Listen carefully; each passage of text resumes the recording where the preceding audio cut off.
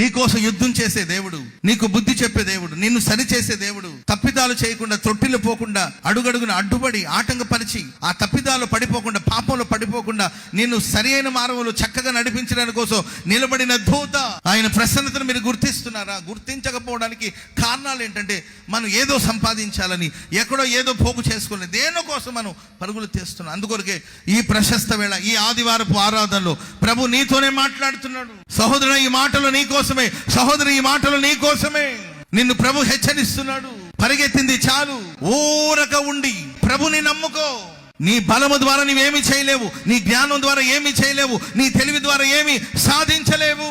నీవు ఆలోచించి ఆలోచించి ఆలోచించి ఏది సాధించలేవు. నీవు చేయవలసింది ఏంటంటే ఊరక ఉండి ఆయన నమ్ముకో. ఆయన నీకు బలం ప్రసాదిస్తాడు.